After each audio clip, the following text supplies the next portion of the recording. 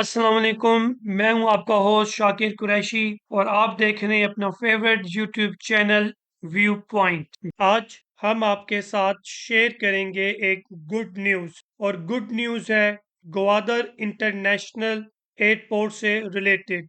अल्हम्दुलिल्लाह बिल आखिर वो दिन आ गया है कि अब ग्वादर इंटरनेशनल एयरपोर्ट फुली तौर पर ऑपरेशनल हो चुका है और अब बकायदा तौर पर पहली जहाज की फ्लाइट लैंड कर चुकी है सक्सेसफुली।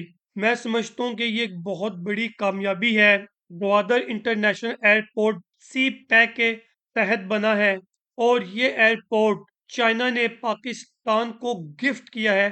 चाइना ने पाकिस्तान को 230 मिलियन डॉलर्स की ग्रांट दी थी जो कि पाकिस्तानी रुपीस में बनते हैं तकरीबन 60 अरब रुपए के लगभग। ये वो पैसे जो कोई कर्जा नहीं है, ये चाइना ने खुश दिली से पाकिस्तान को दिया और यहाँ पर एक state of the art green Gwadar international airport तामीर हुआ है। मैं समझता हूँ कि सी पैक में बेशुमार प्रोजेक्ट्स अल्हम्दुलिल्लाह मुकम्मल हो चुके हैं, जिसमें ग्वादर पोर्ट का फाल होना, ग्वादर में सनती जोन्स का कायम होना, रोड इंफ्रास्ट्रक्चर का बनना और अपग्रेडेशन होना, नए नए हॉस्पिटल का तामीर होना और अब ग्वादर इंटरनेशनल एयरपोर्ट जो पाकिस्तान का सबसे बड़ा और एक जदीद एयरपोर्ट है, ये भी अल्हम्दुलिल्लाह 100% फाल हो चुका है और अब ये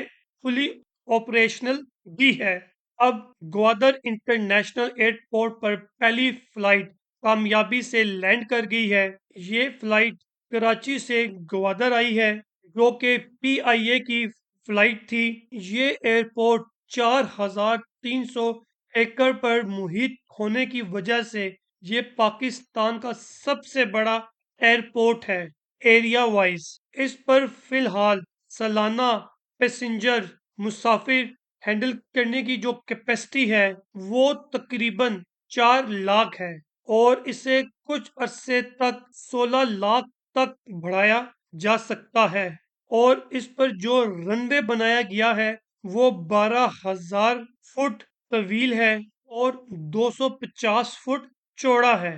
अब इस बड़े रनवे की वजह से दुनिया के सबसे बड़े एयरप्लेन जहाज जैसे बोइंग 747 जिसमें 660 तक मुसाफिर बैठ सकते हैं वो बाआसानी यहाँ पर लैंड कर सकता है। इसी तरह जो एयरबस का A380 जहाज है जिसमें तकरीबन 853 तक मुसाफिर हो सकते हैं, वो जहाज भी इस एयरपोर्ट पर ग्वादर इंटरनेशनल एयरपोर्ट पर बाआसानी लैंड कर सकता है।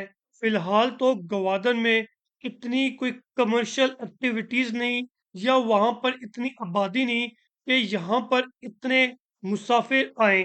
इस वक्त तो जो ग्वादर में थोड़ी बहुत एक्टिविटी है वो तो ये है कि वहाँ के मुकामी लोग ग्वादर से कराची जाएं और वहाँ से मेडिकल और तालीम जैसी सहूलियात हासिल करने के लिए ज़्यादातर लोग जाते हैं। लेकिन मैं समझता हूँ कि एक अहम चीज़ जो यहाँ पर ग्वादर में की जा सकती है वो ये है कि इस एरिया को, इस एयरपोर्ट को आपने ट्रांजिट हब बनाना है। यानी कि दुनिया की ऐसी फ्लाइट्स जो कि एक बहुत लंबे फासला तय करती हैं, तो अगर उस जहाज ने, उस त्यारे ने अगर रिफ्यूलिंग करनी है, कोई टेक्निकल असिस्टेंट चाहिए, सपोर्ट चाहिए, कोई कार्गो हैंडलिंग करनी है, तो वो इस ग्वादर इंटरनेशनल एयरपोर्ट का इस्तेमाल कर सकते हैं।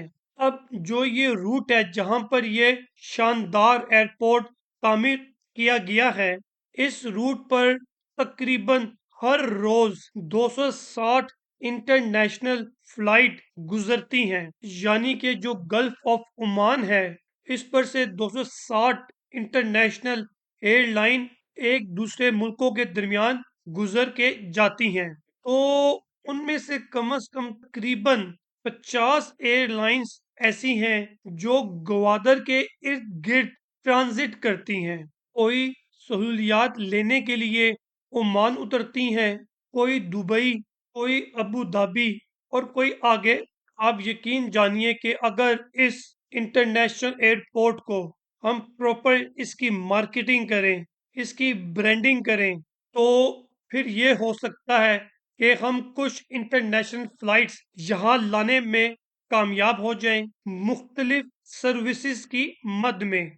अगर हम कोई टेक्निकल सर्विसेज दे दें और मजीद अगर हम सहूलियात इन इंटरनेशनल एयरलाइंस को दें, तो फिर यकीनन ये इंटरनेशनल एयरलाइंस गवादर का रुख कर सकती हैं।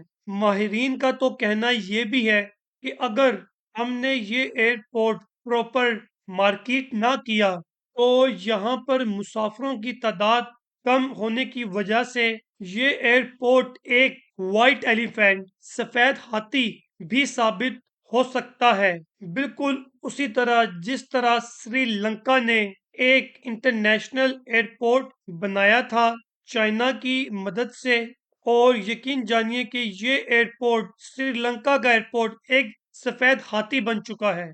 अब देखना तो ये होगा कि जो ग्वादर इंटरनेशनल एयरपोर्ट है, ये पाकिस्तान का सबसे बड़ा एयरपोर्ट तो बन चुका है। तो क्या यहाँ पर पैसेंजर्स मुसाफिर आएंगे? क्या यहाँ पर इंटरनेशनल एयरलाइंस आएंगी?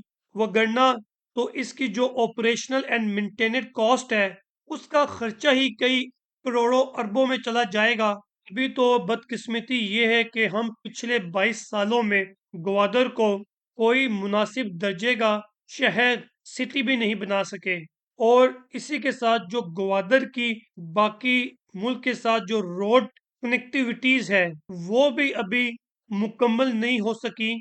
हो सकता है कि 2026 में जाके जो ग्वादर और रत्तो मोटरवे है, वो मुकम्मल हो, जिसके बाद ग्वादर जाना और आना आसान हो। लेकिन वो तब तक करामत नहीं होगी जब तक हम ग्वादर के मुकामी लोगों को बुनियादी सहूलियात नहीं देंगे, जिसमें तालीम की, सेहत की, बिजली की, गैस की, पीने के साफ पानी की और रोजगार की।